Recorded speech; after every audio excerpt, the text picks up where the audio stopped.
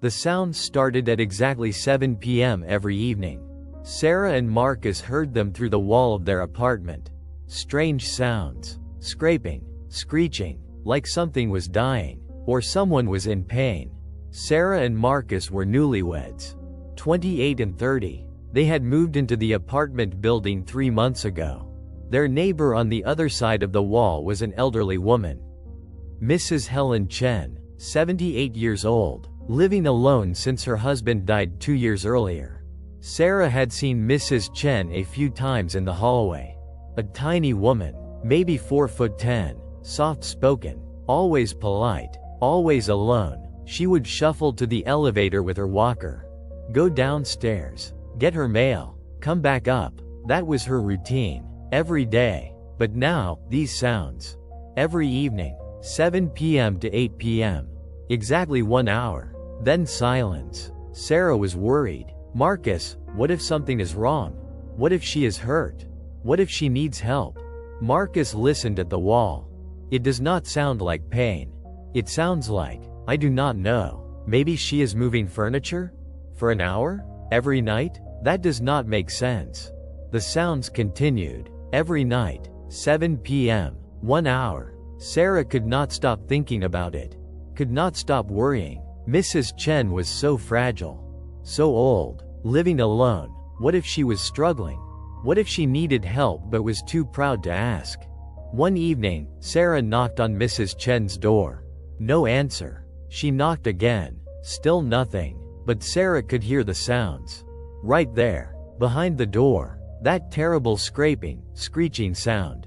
Mrs. Chen? Sarah called. Are you okay? Do you need help? The sounds stopped abruptly. Silence. Then footsteps. Slow. The door opened a crack. Mrs. Chen peered out. Her face flushed. Embarrassed. I am fine, Mrs. Chen said quickly. I am sorry if I disturbed you. You are not disturbing me, Sarah said gently. I was just worried. The sounds every night. I thought maybe something was wrong. Mrs. Chen hesitated. Then she opened the door wider.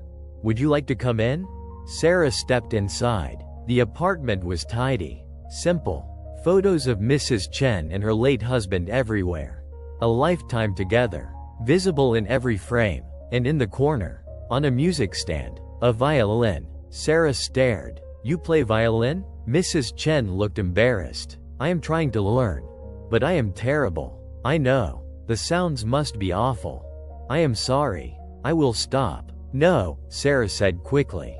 Please do not apologize. I think it is amazing. Learning violin at. She paused, not wanting to be rude. At 78, Mrs. Chen finished. I know. I am too old. It is foolish. But my whole life, I wanted to play. When I was a child in Taiwan, I saw a violinist perform. It was the most beautiful thing I had ever seen. I begged my parents for lessons. But we were poor, could not afford it. Then I grew up, got married, had children, worked, life happened, and I never learned. Mrs. Chen sat down slowly, her hands trembling slightly. But after my husband died, I realized I have wasted so much time waiting for the right moment, for when I had money, for when I had time, for when I was not too old. And now I am 78. And if I do not do it now, I never will. Sarah felt tears in her eyes. I think that is beautiful. Mrs. Chen shook her head. I am terrible. Listen. She picked up the violin, placed it under her chin, drew the bow across the strings. The sound was not good. Scratchy, off-key, painful. Mrs. Chen lowered the violin. See? Terrible. I have been practicing every night for 6 months. And I still sound like this. Maybe I am too old. Maybe some dreams are meant to stay dreams. Or maybe, Sarah said gently, you just need more time. And maybe a friend to encourage you. Mrs. Chen looked at Sarah. Her eyes wet. You are very kind, but I do not want to bother you with my noise. It is not a bothering noise, Sarah said. It is the sound of someone refusing to give up. That is beautiful. That is inspiring. And that was how it began. A friendship between a young woman and an elderly neighbor. Connected by the terrible, beautiful sounds of a beginner violin, and the courage to pursue dreams, no matter how late. Sarah came back the next evening. With Marcus, they knocked on Mrs. Chen's door. When she opened it, Sarah held up her phone. "I found something. A violinist who gives lessons. Online. For beginners. For any age. I thought maybe, if you wanted." Mrs. Chen looked at the phone. Then at Sarah. "You did this for me?" "I did it because I believe in you," Sarah said. Mrs. Chen invited them in. They set up the online lesson on her laptop. A young man appeared on screen. His name was David, a professional violinist, patient, kind. Mrs. Chen told him her story. David listened. Then he smiled. "Mrs. Chen, learning violin at 78 is not foolish. It is brave, and I would be honored to teach you." The lessons began. Twice a week, David would guide Mrs. Chen through scales, through posture, through how to hold the bow, how to place her fingers, how to read music. Mrs. Chen was a dedicated student.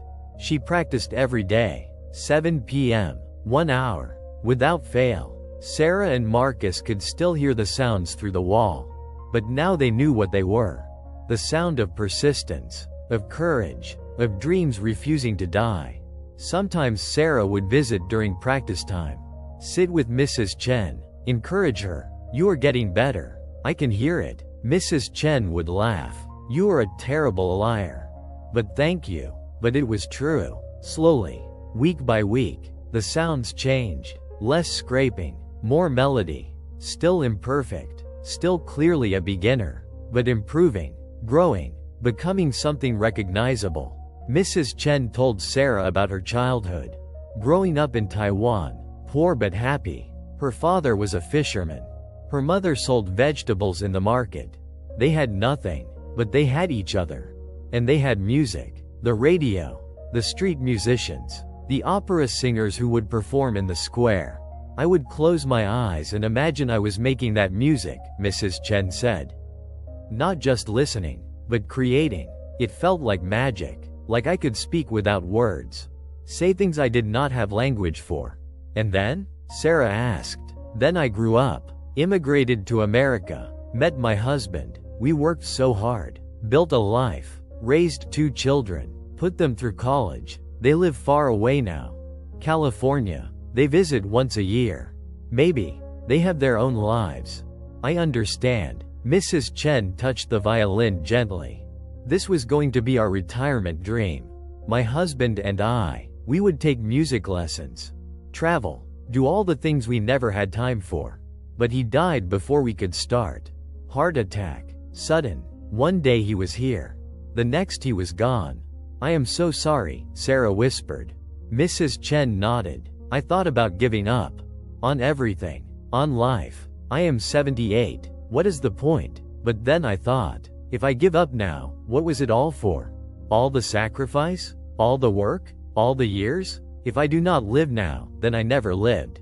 "So you bought a violin," Sarah said. "So I bought a violin," Mrs. Chen agreed. "And I made a promise. To myself. To my husband. I would learn. Even if it took years. Even if I never got good. I would try. Because trying is living. And living is what I owe him.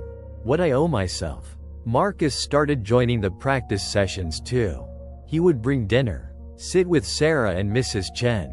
Listen to her play. Clap after each piece. Even the terrible ones. Especially the terrible ones. "You two are my biggest fans," Mrs. Chen would say, laughing.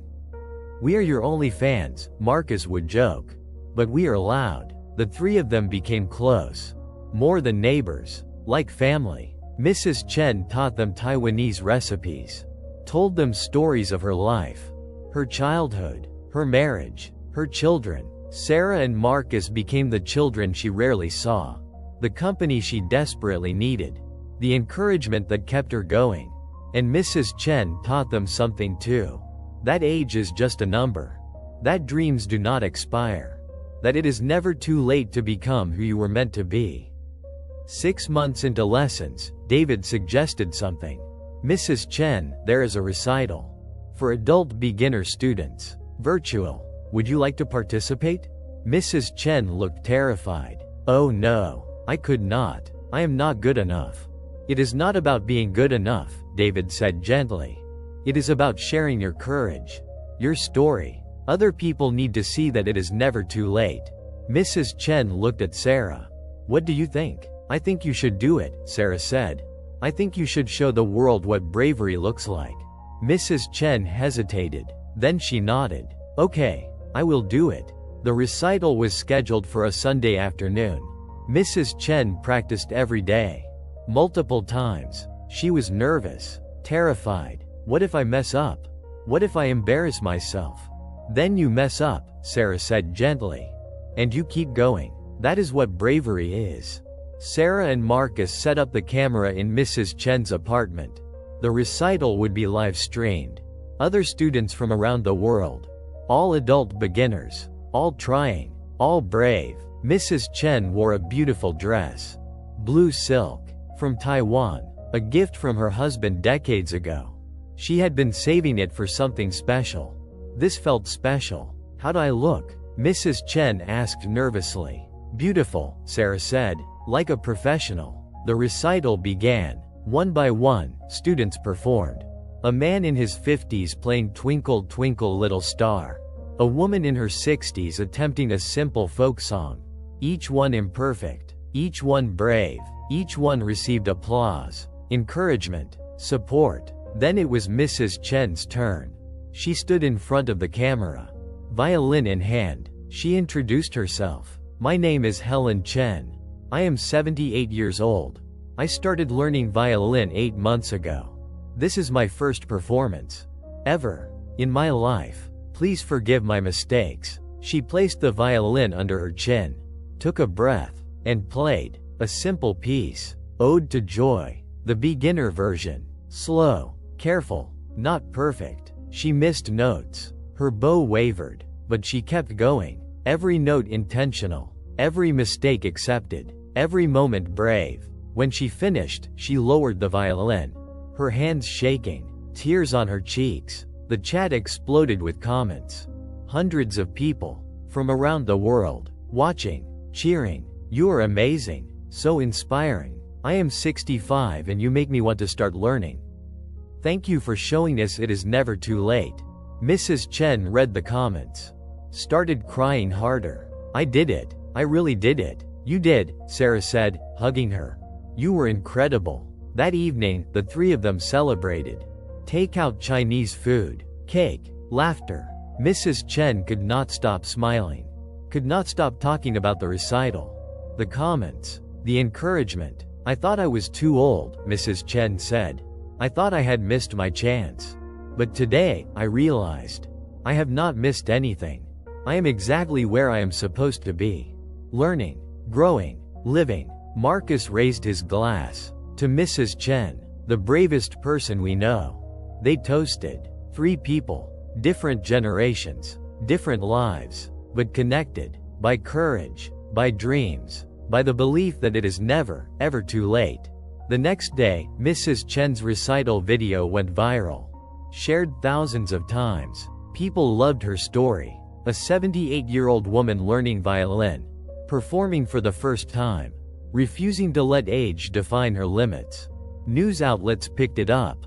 Local TV. Then national. Mrs. Chen was interviewed. Asked about her story. Her advice. "What would you say to someone who thinks they are too old to pursue their dreams?" Mrs. Chen smiled. "I would say, you are not too old. You are exactly the right age. Because you are alive. And as long as you are alive, it is not too late. Do not wait. Do not make excuses. Start today. Even if you are terrible. Even if people laugh. Start. Because the trying is the point. The courage is the point. Not perfection. Not success. Just the willingness to begin." Mrs. Chen's story inspired thousands. People started learning instruments, taking classes, pursuing dreams they had abandoned decades ago. They would tag her in their posts. "You inspired me, Mrs. Chen. I am 72 and I just enrolled in painting classes because of you." Mrs. Chen became a minor celebrity. But she did not let it change her. She continued her lessons, her practice. 7 p.m. every evening. 1 hour. Without fail. Sarah and Marcus bought her a better violin. A gift. For teaching us what bravery looks like, Sarah said. Mrs. Chen cried. You two have given me so much more than a violin. You gave me friendship, family. You reminded me that I am not alone. A year after the recital, Mrs. Chen performed again. Another virtual concert. This time, she played a more complex piece. Bach. Still not perfect. Still clearly a student, but noticeably better. More confident. More musical. She was becoming a violinist.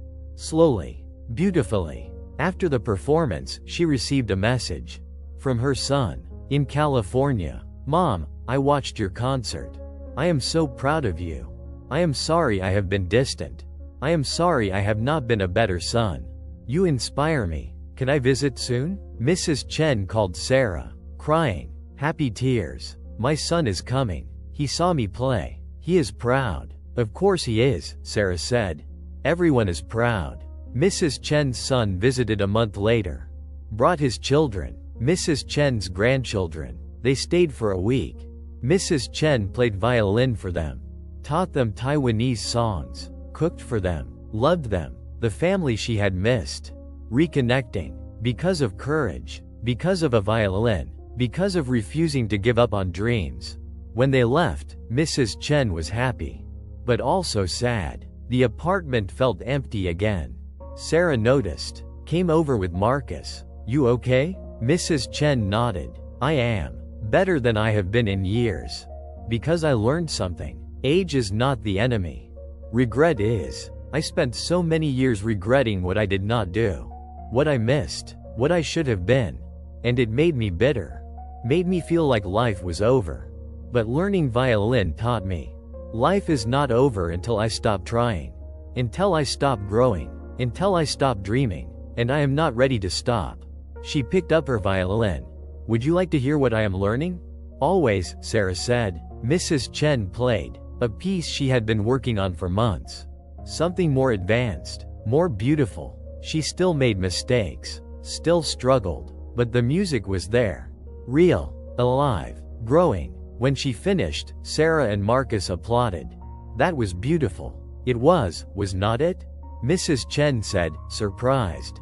I never thought I would be able to play something like that. But I did. And if I can do this, what else can I do? Anything, Marcus said. Absolutely anything. Mrs. Chen continued playing, continued learning, continued inspiring. She gave talks to senior centers, to schools, to anyone who would listen, about never giving up, about living fully, about the power of beginning. No matter your age, no matter your circumstances, just begin. Sarah and Marcus eventually moved to a bigger apartment, but they stayed close to Mrs. Chen. Visited weekly. She became family, not just a neighbor. Family. When Mrs. Chen turned 80, Sarah and Marcus threw her a party. In the community room of the building. Invited neighbors, friends, students from her online lessons. Mrs. Chen played violin. A full concert. 20 minutes. Multiple pieces. Still imperfect. Still learning. But beautiful. Moving. Inspiring. After the concert, people came up to her. Thanked her. Told her their stories. Of dreams they had pursued because of her. Of courage they had found because of her example. Mrs. Chen was overwhelmed. I am just an old woman playing violin badly. No, Sarah said. You are a woman showing the world what is possible. You are hope. You are proof that it is never too late. That age is not an ending. It is just another chapter. And you are writing a beautiful one. Mrs. Chen smiled, hugged Sarah. Thank you for knocking on my door that day. Thank you for not giving up on me. Thank you for believing. Thank you for teaching us, Sarah replied. That the sounds through the wall are not disturbances. They are symphonies. That courage sounds imperfect. That dreams do not have expiration dates. That 78 is not too late. That life is for living.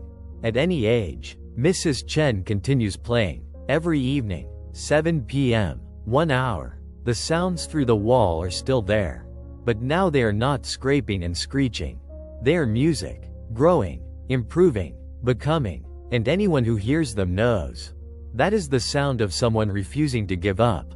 That is the sound of dreams finally realized. That is the sound of a life fully lived. At 78, at 80, at any age, because it is never, ever too late to begin.